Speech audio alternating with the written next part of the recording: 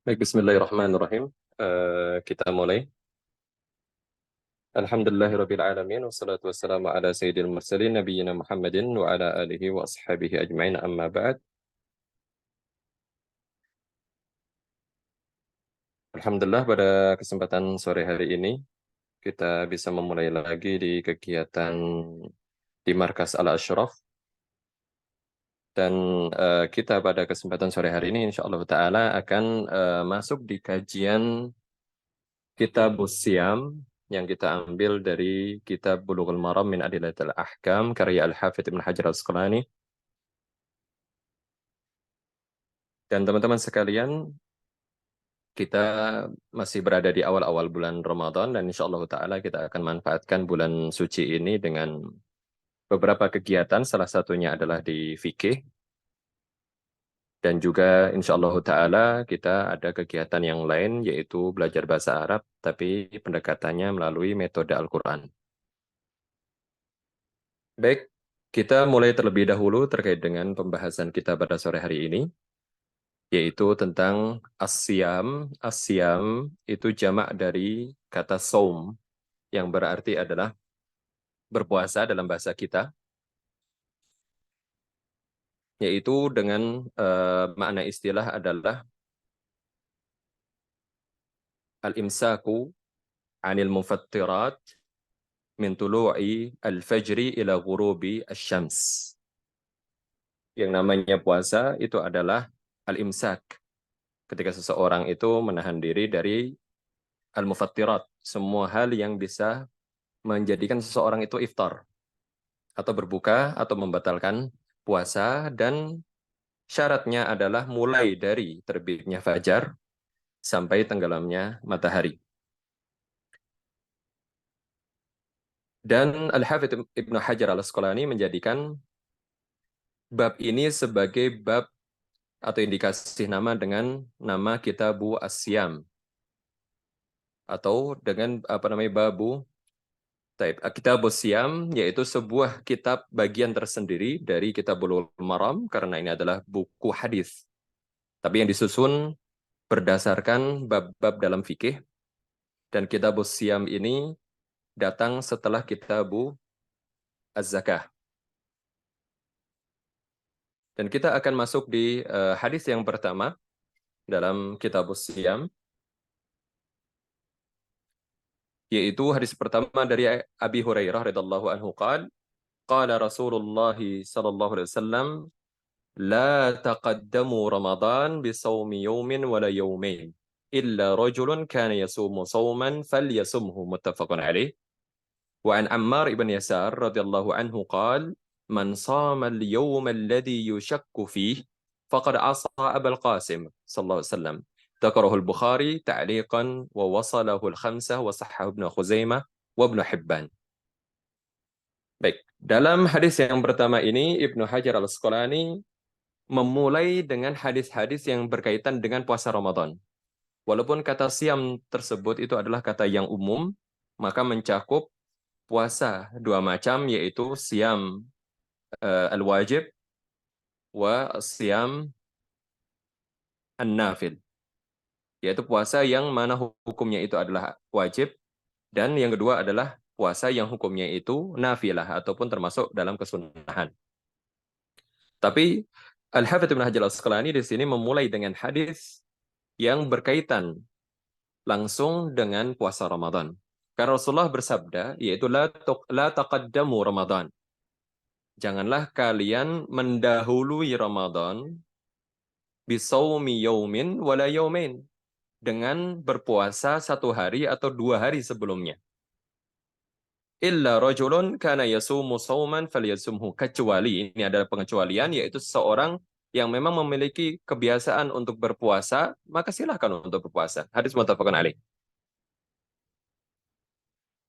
Dan dalam hadis yang berikutnya dari Ammar ibn Yasir, yaitu beliau berkata, barang siapa yang berpuasa pada hari yang di mana hari tersebut itu hari yang diragukan, alladzi yushakku fi, yang diragukan dia masih masuk bulan Sya'ban atau sudah masuk ke Ramadan, maka faqad asa Abul Qasim, yaitu telah bermaksiat terkait dengan perintah dari Abul Qasim atau Nabi Muhammad SAW.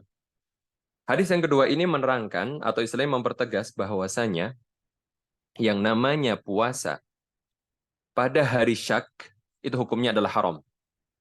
Itu adalah hukum asal terkait dengan puasa hari syak. Sedangkan hari syak, perlu untuk kita ketahui bersama bahwasanya hari syak itu adalah hari yang mana itu diragukan apakah masih masuk ke bulan Sya'ban atau dia sudah masuk ke awal Ramadan. Karena yang namanya jumlah hari dalam kalender Hijriyah itu adalah 29. Maka hari ke-30 di sebagian kalender atau sebagian bulan itu adalah hari yang diragukan. Bisa jadi dia masuk bulan yang setelahnya atau masih masuk ke bulan yang sebelumnya.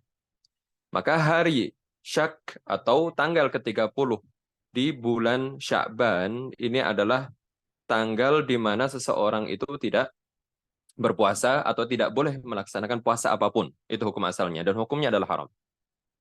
Kemudian perlu kita sedikit pahami terkait dengan kalimat Rasulullah mengatakan bisaumin atau bisaumi yaumin au yaumin. Bisaumi yaumin wala yaumin, yaitu disebutkan sama Rasulullah yaitu puasa 1 hari sebelumnya atau puasa 2 hari sebelumnya. Kenapa disebut 2 hari? Kalau 1 hari saja jelas yaitu tanggal ke-30 bulan Sya'ban. Tapi dalam hadis ini disebutkan atau janganlah kalian juga berpuasa 2 hari sebelum masuknya Ramadan. Berarti bisa jadi masuk ke kedua hari tersebut adalah tanggal 29 Sya'ban. Kenapa seperti itu?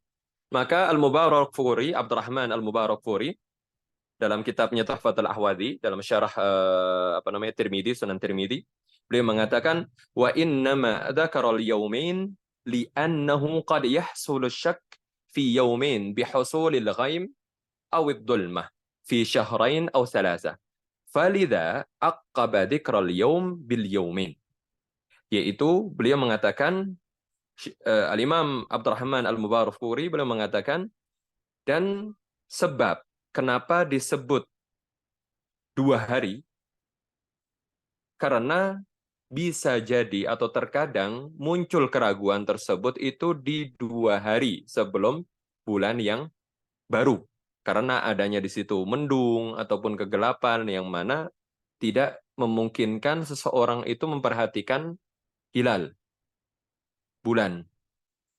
Dan terkadang bisa jadi ketika yang namanya keraguan tersebut itu disebabkan oleh bulan-bulan sebelumnya. Ketika bulan-bulan sebelumnya itu 30, berarti bisa jadi di bulan Sya'bannya itu seharusnya sudah maju terlebih dahulu. Tapi tanggal 1-nya itu baru dimulai setelah tanggal 30 bulan sebelumnya.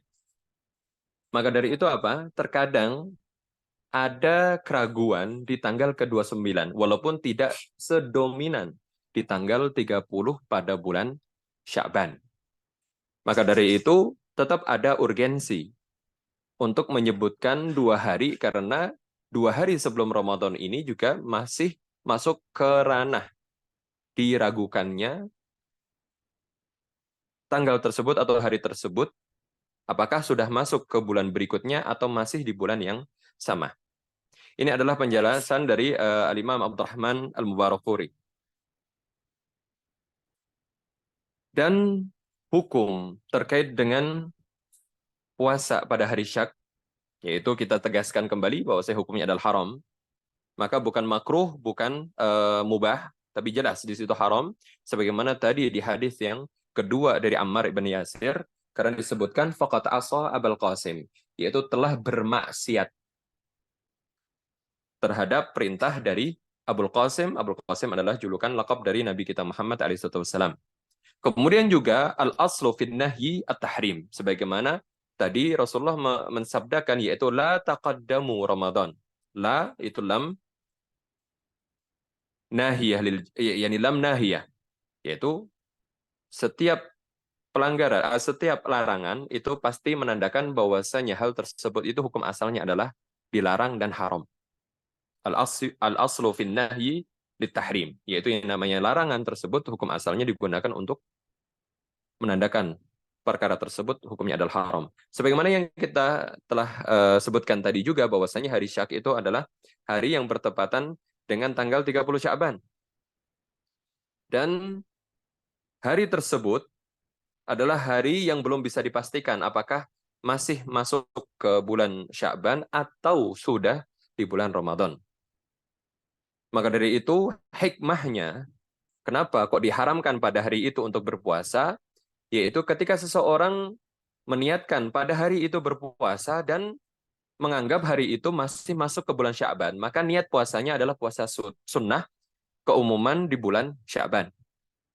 Tapi jikalau ternyata kok hari tersebut adalah sudah masuk ke bulan Ramadan, maka puasa yang dia laksanakan, puasa sunnah di bulan Sya'ban itu menjadi tidak sah. Dan juga ketika seseorang sudah meniatkan, karena larangan tersebut tuh la taqaddamu Ramadan itu mencakup larangan seseorang untuk berhati-hati memulai terlebih dahulu untuk puasa Ramadan, karena ini juga banyak dilaksanakan di kalangan masyarakat. Mereka saking berhati-hatinya, ya sudah, sekarang kita mulai dulu puasa.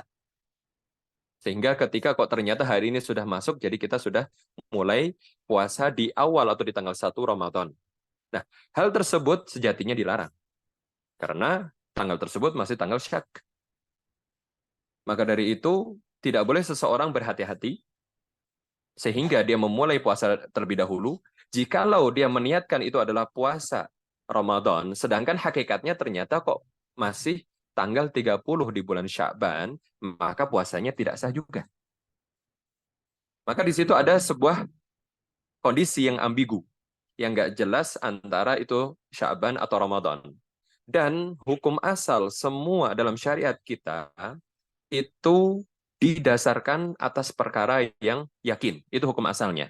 Maka tidak ada hukum, kecuali ada nanti pengecualian. Hampir semua hukum dalam syariat Islam itu semua didasarkan pada suatu kondisi yang yakin.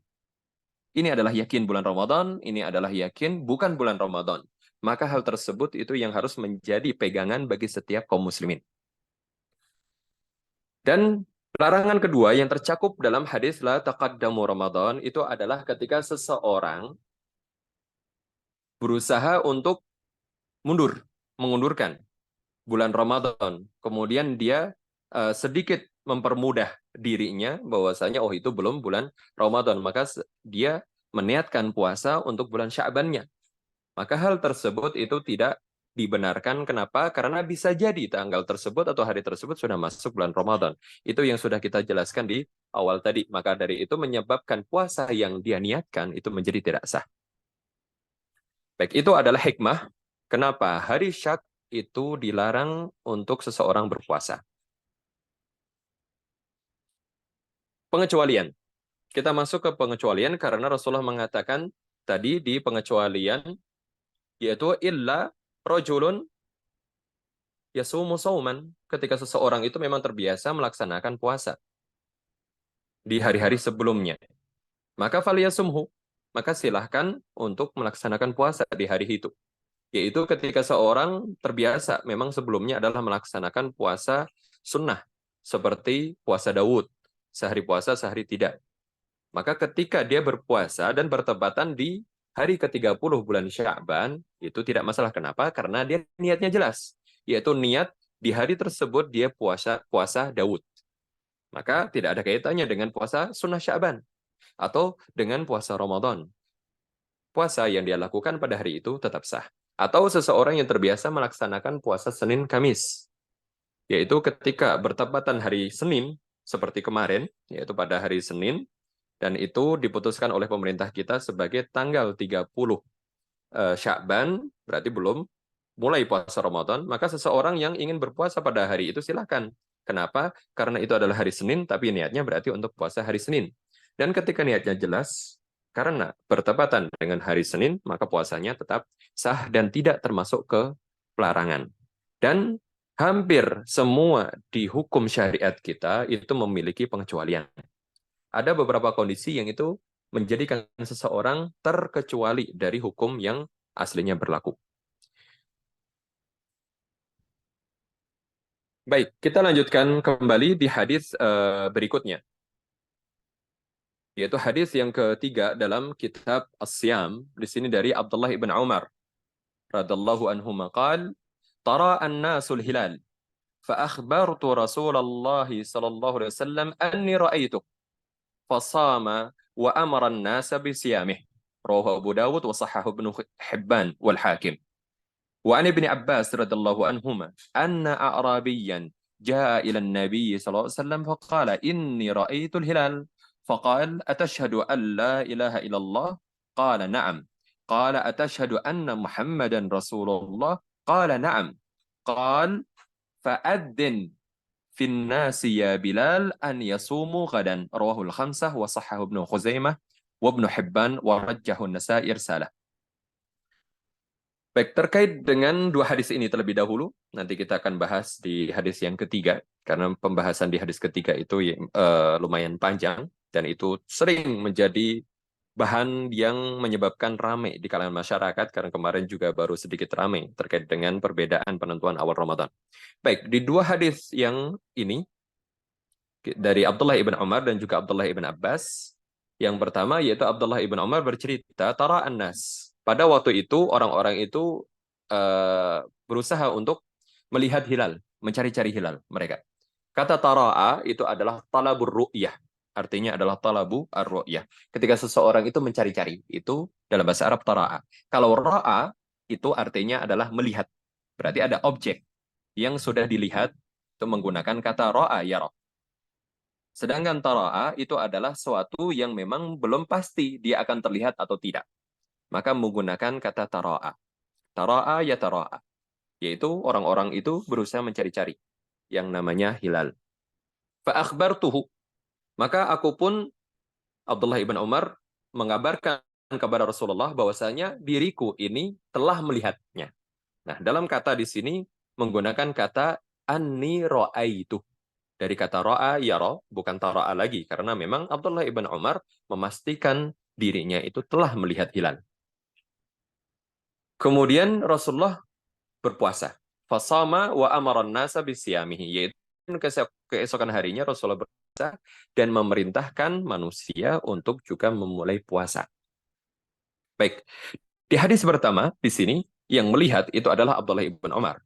Sedangkan Abdullah ibn Umar itu bukan orang asing di mata Rasulullah. Maka ketika yang bersaksi adalah orang yang tidak asing di hadapan pemangku kebijakan atau pemangku hukum, pemangku pemerintahan, maka apa? Tidak perlu dipertanyakan lagi, tidak perlu untuk dipersaksikan, dalam artian tidak perlu disumpah. Apakah engkau bersumpah telah melihat hilal, apakah engkau bersumpah begini dan begini, atau suruh syahadat dulu? Tidak.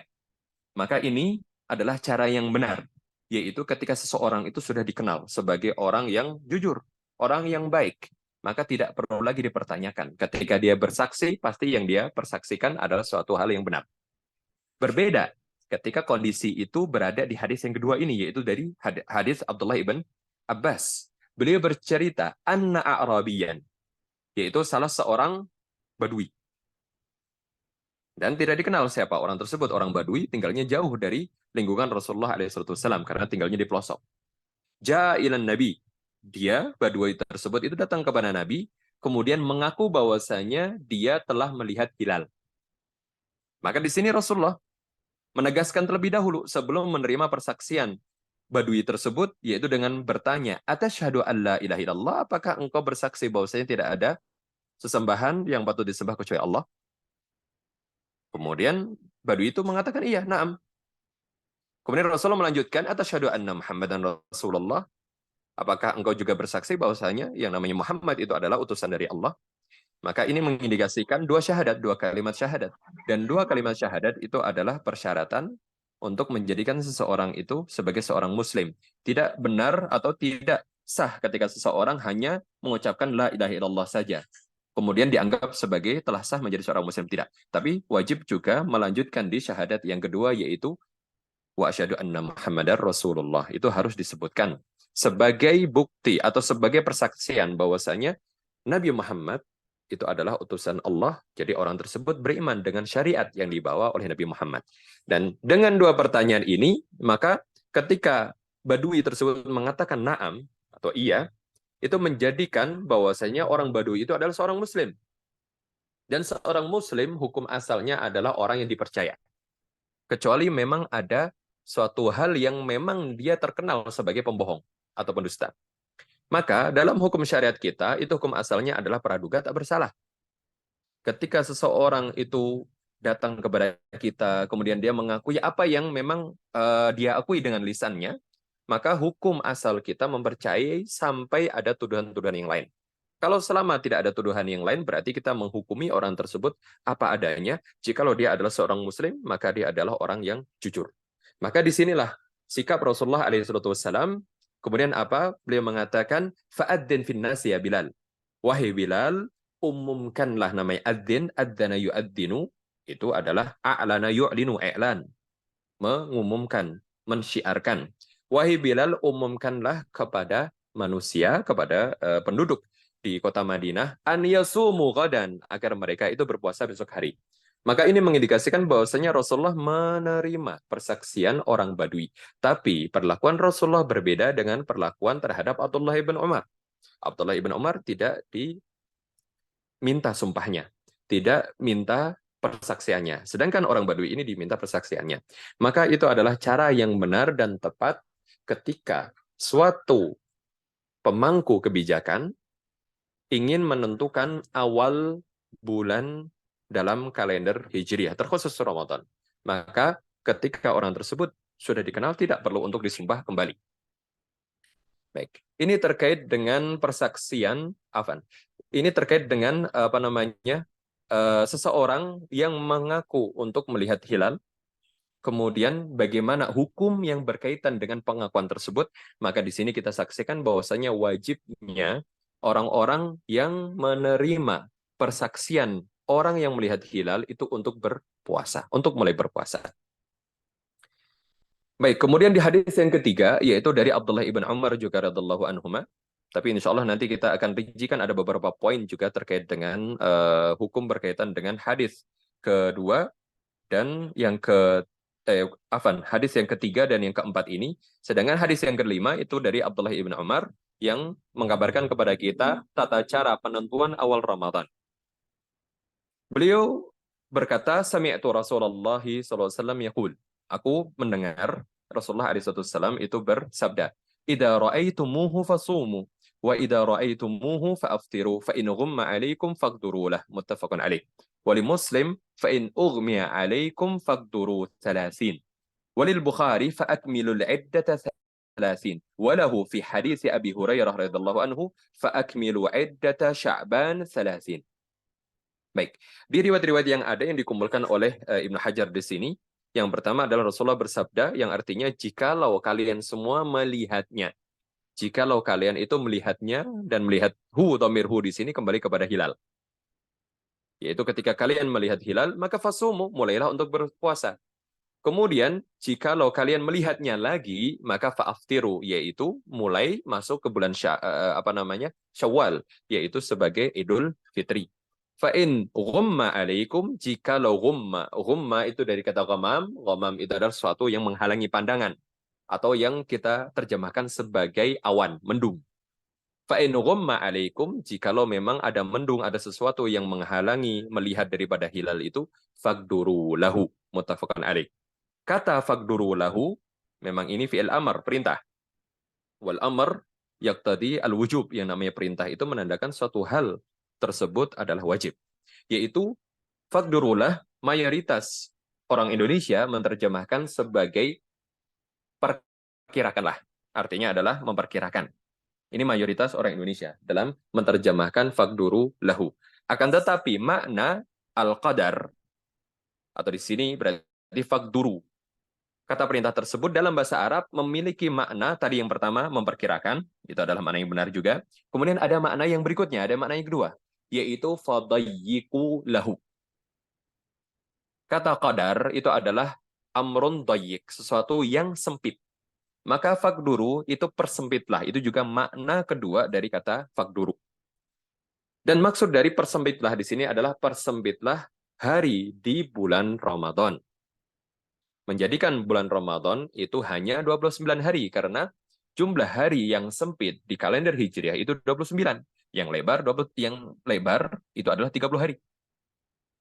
Maka ini terkait dengan perintah yang pertama. Kemudian faktur lahu di sini juga ada beberapa tafsiran di riwayat-riwayat yang lain. Maka dalam riwayat Muslim dikatakan fa in ughmiya alaikum faqduru salasin. Nah, di sini ada tambahan salasin, yaitu ketika memang ada mendung atau ada sesuatu yang menghalangi pandangan sehingga tidak terlihat hilal tersebut, maka apa? Perkirakan atau jadikanlah faqduru itu maksudnya persempit di sini. Persempitlah bulan Ramadan menjadi 29 dan bulan Sya'ban dijadikan 30 hari. Karena ketika bulan Sya'ban dijadikan 30 hari, pasti Ramadan itu akan menyempit, yaitu hanya menjadi 29 hari. Kita yang kemarin baru berpuasa, ada perbedaan ya, mulainya puasa, kalau versi pemerintah, bulan Sya'ban itu dijadikan 30 hari, digenapkan.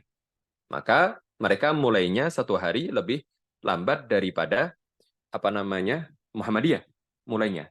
Maka menjadikan bahwasannya bulan Ramadan ini, kalau bagi kalangan Muhammadiyah nanti ada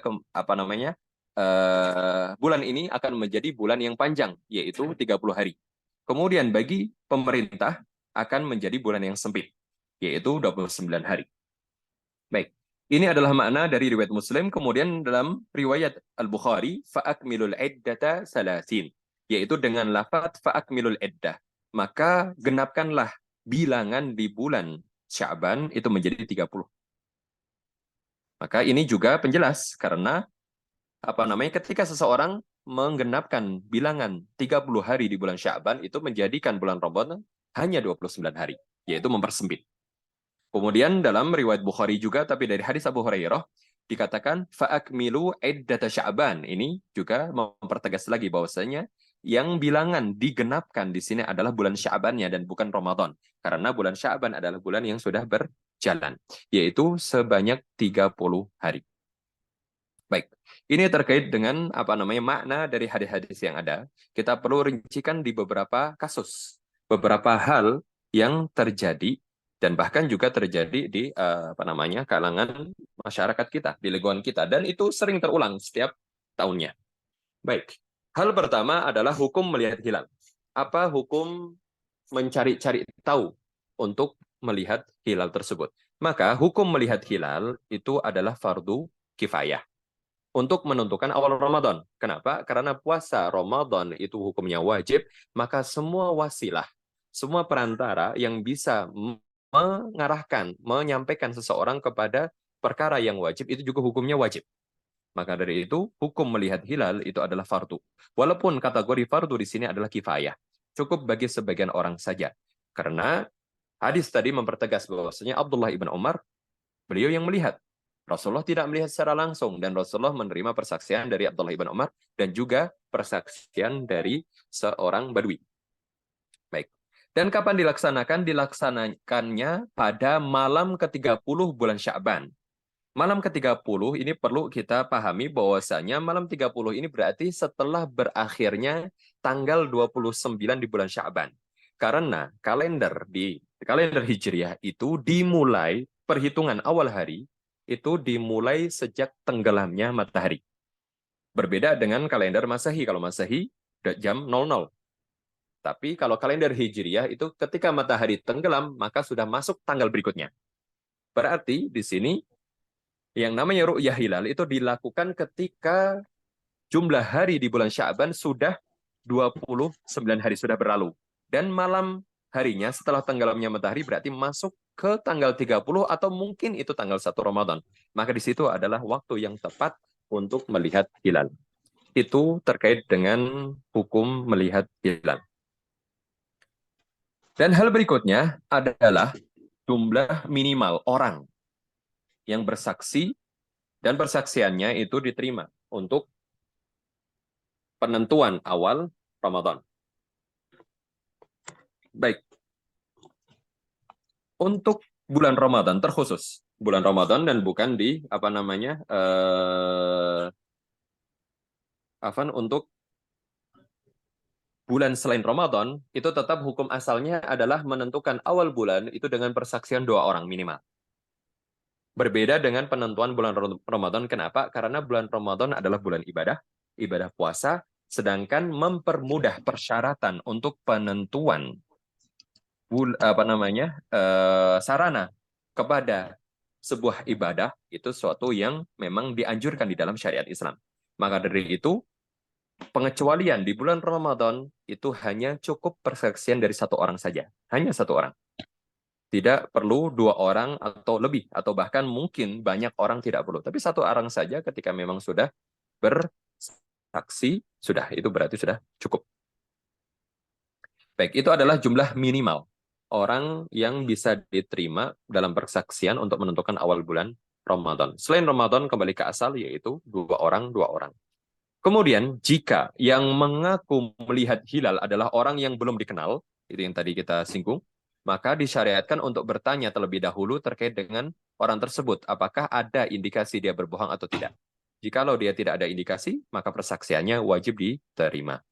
Kemudian, poin yang ketiga di sini adalah jika persaksian melihat hilal telah diterima, maka hukum yang berimbas kepada persaksian yang diterima itu adalah wajib bagi orang-orang yang menerima persaksian untuk mulai berpuasa di keesokan harinya. Tidak boleh mundur, tidak boleh kemudian menyelisihi persaksian yang dia terima tersebut. Baik. Ada beberapa kondisi di mana seseorang itu dia melihat hilal, kemudian bersaksi, tapi persaksiannya tidak diterima. Itu ada kemungkinan hal tersebut terjadi. Maka bagaimana jikalau seseorang itu sudah bersaksi, tapi persaksiannya tidak diterima? Dalam hal ini, para ulama berbeda pendapat di dua pendapat terkait dengan kondisi bagaimana mensikapi adanya persaksian yang tidak diterima tersebut. Maka mayoritas ulama, yaitu 4 madhab, mereka menyatakan bahwasanya wajib bagi yang bersangkutan, orang tersebut, untuk mulai berpuasa keesokan harinya. Kenapa? Karena dia yang melihat hilal. Maka hukumnya berkaitan dengan pribadi dia. Dan ini adalah pendapat mayoritas ulama. Sedangkan ada salah satu riwayat dari Imam Ahmad, dan ini juga pendapat yang diambil oleh Ibnu Taimiyah, terkait dengan pengakuan yang tidak terima, maka orang tersebut yang bersaksi melihat hilal karena persaksian yang tidak terima, dia mengikuti puasanya itu bersama masyarakat sekitar, yaitu di hari keduanya. Berarti persaksiannya dia benar-benar batal, benar-benar tidak dianggap, bahkan untuk dirinya juga tidak dianggap atau terbatalkan. Ini adalah pendapat kedua, walaupun saya pribadi lebih condong kepada pendapat mayoritas ulama. Karena apa? Orang yang bersaksi berarti kan dia melihat hilal. Dan ketika persaksian tersebut tidak diterima, berarti itu kan kaitannya dengan orang lain. Orang lain percaya sama dia atau tidak. Ketika orang lain tidak percaya sama dia, berarti hukumnya berbeda. Yaitu orang, hilal tersebut hukumnya tidak akan berimbas kepada orang yang tidak percaya. Tapi bagi dirinya sendiri, karena dia sudah bersaksi, melihat hilal, berarti apa? Hal tersebut itu benar bagi dirinya. Maka wajib bagi dirinya untuk memulai puasa terlebih dahulu karena dirinya sendiri yang melihat hilal. Itu terkait dengan kondisi di mana seseorang yang bersaksi tapi tidak diterima persaksiannya. Masih hal yang berkaitan dengan 3 hadis tadi yang kita bahas, yaitu perbedaan zona waktu. Ini sering menjadi pembahasan di kalangan masyarakat juga, karena masih banyak juga orang yang terus mempertanyakan, atau sebagian lagi bertanya ya, karena benar-benar tidak tahu, tapi sebagian lagi mempertanyakan sebenarnya sudah tahu tapi berusaha mengangkat isu tersebut untuk biar tampil lagi, yaitu perbedaan zona waktu. Kalau di Indonesia itu ada 3 ya, WIB, WITA, sama WIT. Nah, ini adalah perbedaan zona waktu. Kalau perbedaan zona waktu itu mengakibatkan perbedaan matlak. Perbedaan istilahnya waktu terbitnya matahari. Maka itu mengakibatkan juga perbedaan terbitnya hilal atau munculnya hilal.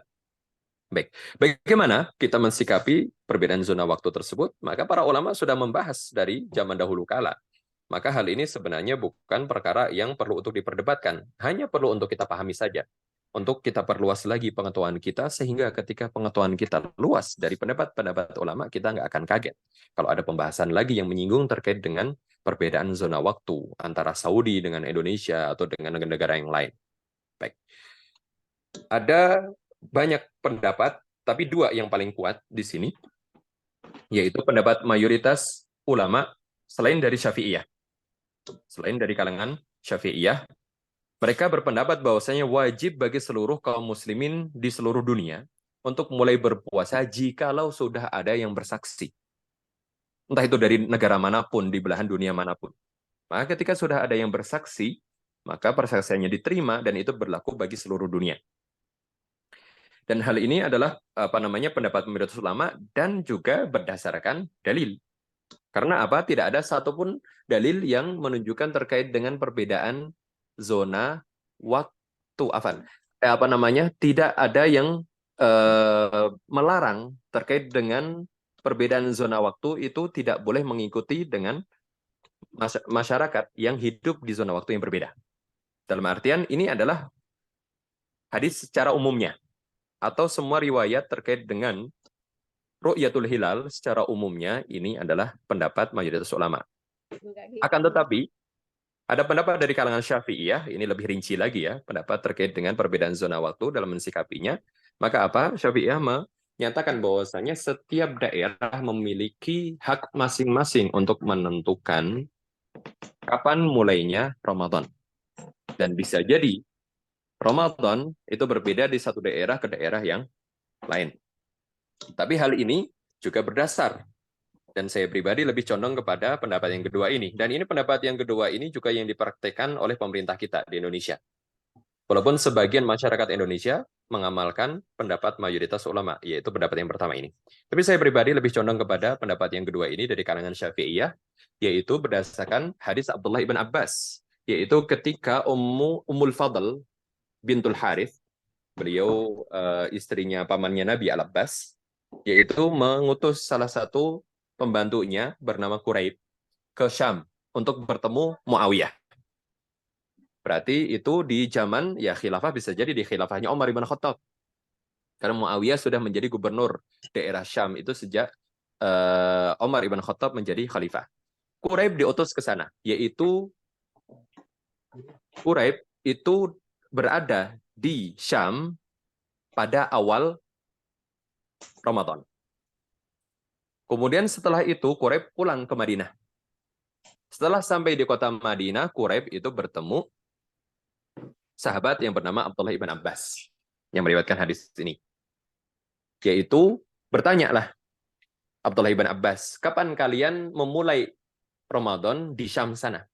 Kapan mulai puasa Ramadan itu kapan mulainya? Tanggal pertama. Quraib mengatakan kami melihat hilal itu malam Jumat. Berarti hari Jumat itu sudah tanggal 1 Ramadan. Itu kata Quraib. Maka kami pun berpuasa pada hari Jumat. Kemudian Ibnu Abbas mengatakan, sedangkan kami di sini itu melihat hilal pada malam Sabtu. Berarti satu hari setelahnya. Maka kami pun memulai puasa Ramadan pada hari Sabtu. Berarti mundur satu hari. Kemudian Quraib bertanya, kenapa tidak disatukan saja? Kenapa tidak barengan? Maka di sini, ini adalah perkataan yang menjadikan pendapat kedua ini adalah pendapat yang sangat kuat. Yaitu Abdullah ibn Abbas mengatakan, hakada amarona Rasulullah. Beginilah kita diperintahkan oleh Rasulullah untuk mensikapi perbedaan daerah. Maka ini mengindikasikan bahwasanya ketika ada daerah lain memulainya berbeda dengan daerah yang lainnya lagi, maka itu suatu yang masmuh, suatu yang dipersilahkan, suatu yang tidak dipermasalahkan di dalam syariat. Yaitu perbedaan zona waktu itu adalah perbedaan yang mu'tabar, yang dianggap di dalam menentukan awal Ramadan. Baik, kita masuk ke hadis yang berikutnya. Hadis yang berkaitan dengan niat puasa, yaitu dari Hafsah, Ummul Mukminin, salah satu istri Rasulullah SAW. Kemudian Rasulullah bersabda, "Man lam yubayyitis siyama qabla al-fajri fala siyamalah." Rawahul khamsah wa mala Tirmidzi wa Nasa'i ila tarjih waqfih. Wa sahahu marfu'an Ibnu Huzaimah wa Ibnu Hibban. Walidarukutni la siyama liman lam yafridhu minal lail. Yaitu hadis yang pertama dari Hafsah, Rasulullah SAW bersabda, barang siapa yang belum yubayyid, tabiyid. tabyid as-siyam. Kita akan jelaskan nanti makna tabyid. Belum tabyid siam, puasa, qabla al-fajr, sebelum terbitnya matahari, terbitnya fajar, maka fala saumalah, yaitu tidak sah puasa yang dia lakukan pada keesokan harinya.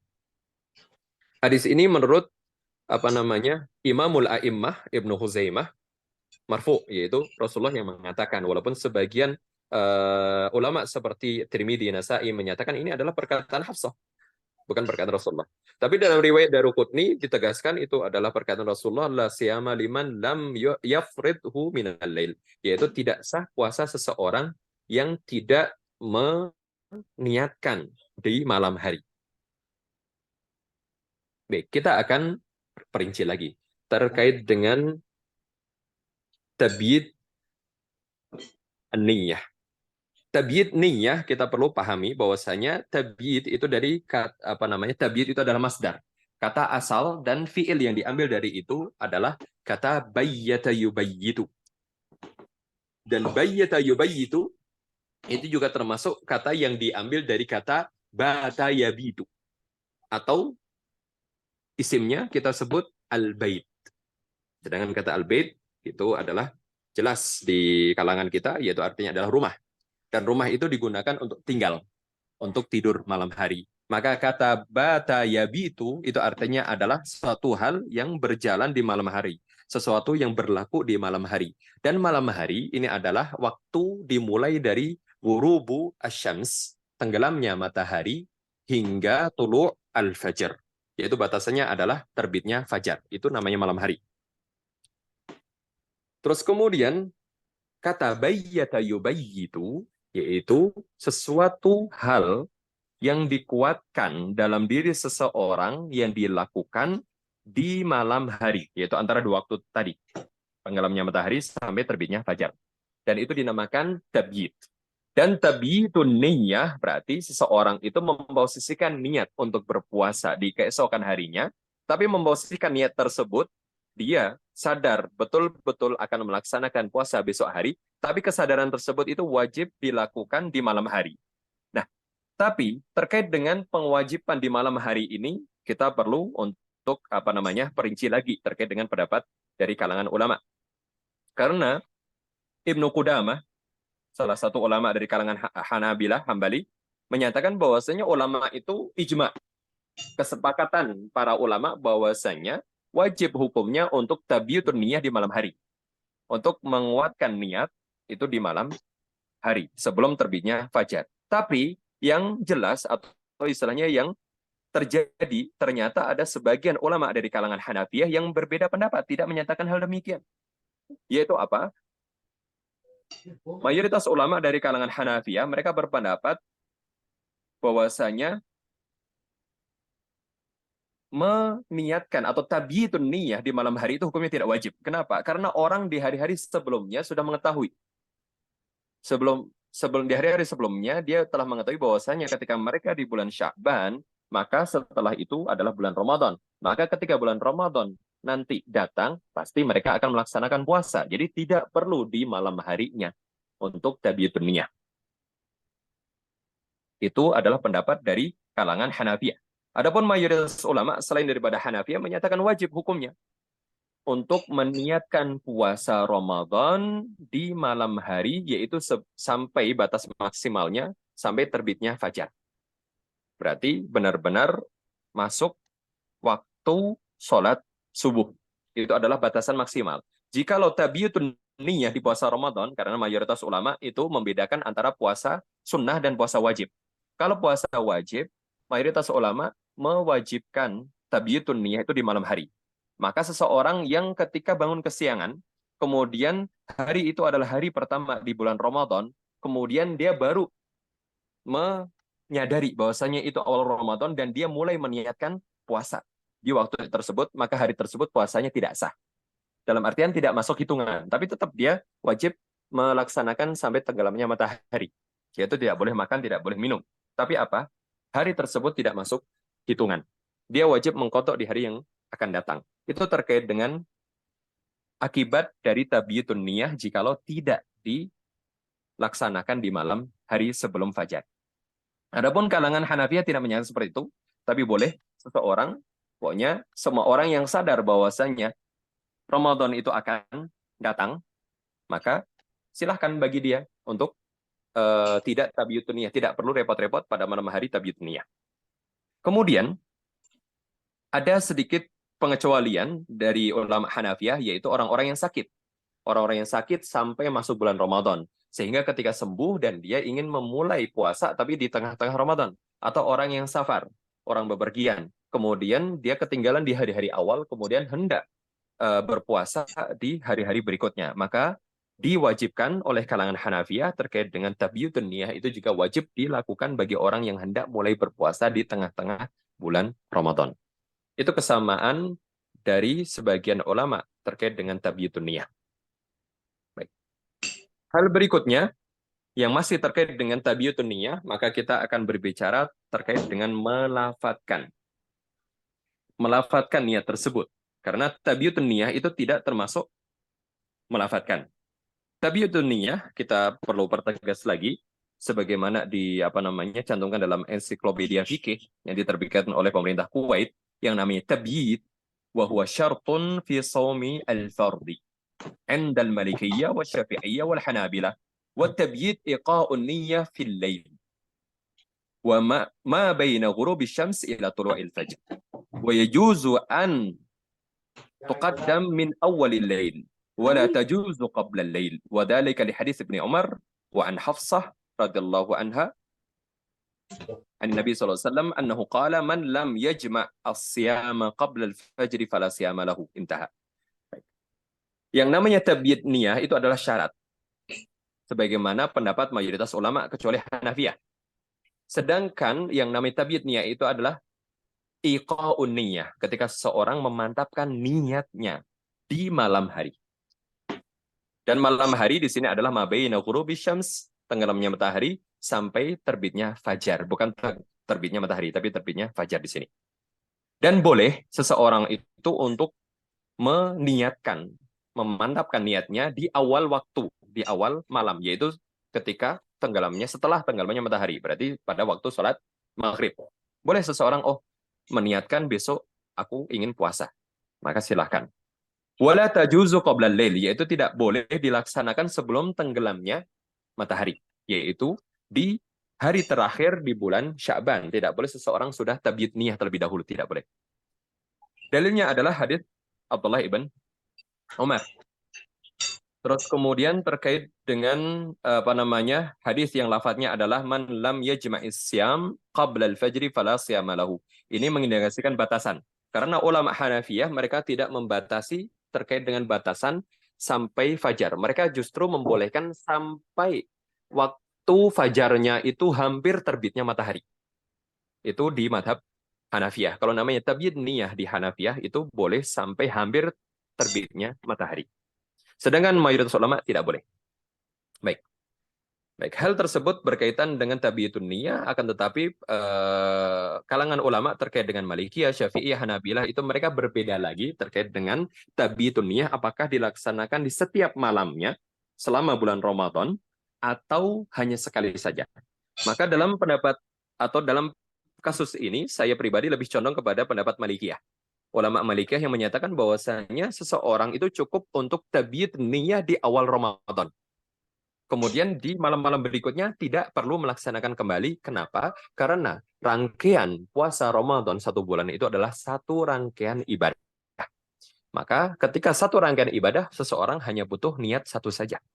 Tidak perlu mengulang-ulang. Sedangkan pendapat Hanabilah dan juga Syafi'iyah menyatakan bahwasanya setiap malam itu wajib tabyutun niyah.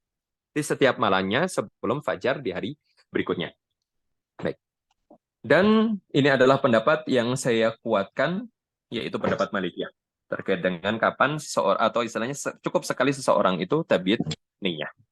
Kecuali seseorang di tengah-tengah Ramadan batal. Dalam artian mungkin dia bepergian atau sakit sehingga ada 1-2 hari dia tidak puasa.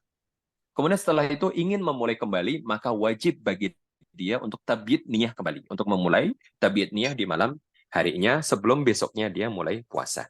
Baik. Kemudian terkait dengan melafatkan, karena pembahasan lafat, melafatkan dengan lisan itu bukan pembahasan yang masyhur di kalangan ulama. Hanya sedikit ulama yang menyatakan bahwasanya meniatkan dengan lisan, mengucapkan dengan perkataan nawaitu shauma ghadin an ada'i fardhi syahri ramadhan hadis sanati lillahi ta'ala. Hal tersebut itu sebagian mengatakan, ada yang mengatakan itu sunnah karena itu akan menguatkan apa yang ada di dalam dirinya, dalam kalbu dia. Akan tetapi kalau untuk menyatakan hal tersebut sunnah itu sangat jauh ya. Kenapa? Karena tidak ada satupun dasar dalil dari Rasulullah SAW, karena Rasulullah itu sudah banyak melaksanakan puasa Ramadan sekitar 9 kali. Rasulullah SAW itu berpuasa Ramadan 9 kali. Sedangkan tidak ada satu riwayat pun dari beliau atau bahkan juga dari sahabat terkait dengan melafadzkan dengan lisan. Maka untuk menyatakan bahwasanya melafadzkan dengan lisan, niat dengan lisan itu adalah sunnah, berarti kalau sunnah itu ada pahalanya, maka ini perkara yang perlu untuk kita hindari. Karena untuk menyatakan suatu amalan itu ada pahalanya, wajib bagi kita mendatang sebuah dalil. Tapi kalau kita ingin menyatakan bahwasanya melafadzkan niat dengan lisan itu diperbolehkan. Tidak meyakini di situ ada pahalanya, tidak. Tapi itu diperbolehkan, silahkan. Kalau ingin melafadzkan, maka hal tersebut itu tidak mengapa. Kenapa? Karena sesuatu yang mubah, orang menyatakan ini mubah itu adalah hukum asal dari semua perbuatan. Baik, maka kita simpulkan di sini adalah tidak disyariatkan dalam artian berarti tidak disunahkan. Tidak ada pahalanya ketika seseorang melafadzkannya dengan lisan. Jika dilakukan, ya silahkan saja. Itu tidak masalah karena itu masuk ke umuman mubah. Baik, karena penyebabnya adalah semua ulama sepakat bahwasanya tabyitun niyyah itu letaknya adalah di qalb. Itu adalah amalan qalb, bukan amalan lisan ataupun amalan jawarih atau anggota tubuh kita. Baik, itu terkait pembahasan terakhir terkait dengan pertemuan pertama kita di Kitabus Syam pada sore hari ini. Baik, kurang lebihnya saya mohon maaf dan terima kasih atas keikutsertaannya pada pertemuan pertama di hari ini. Jikalau memang ada pertanyaan, kita bisa buka waktu sesi untuk tanya jawab. Saya persilahkan. Silakan Bapak Ibu, bila ada pertanyaan bisa langsung bertanya atau lewat kolom chat silakan. Kami tunggu beberapa saat.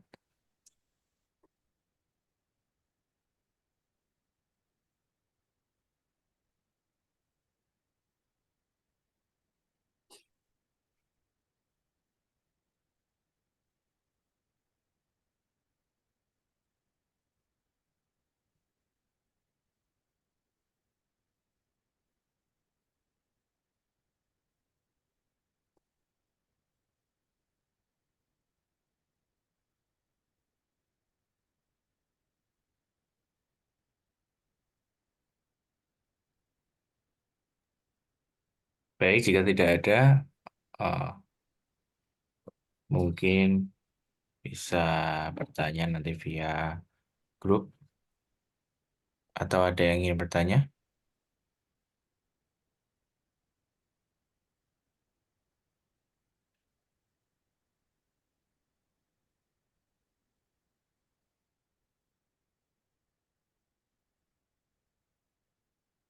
Baik, sepertinya belum ada. Jika nanti ada pertanyaan bisa ditanyakan via grup. Terima kasih atas kehadiran Bapak Ibu semua. Sampai jumpa di webinar selanjutnya. Insya Allah akan kita laksanakan besok, hari Sabtu, tanggal 16 Maret 2024, berkaitan dengan bahasa Arab. Terima kasih. Assalamualaikum warahmatullahi wabarakatuh. Waalaikumsalam warahmatullahi wabarakatuh.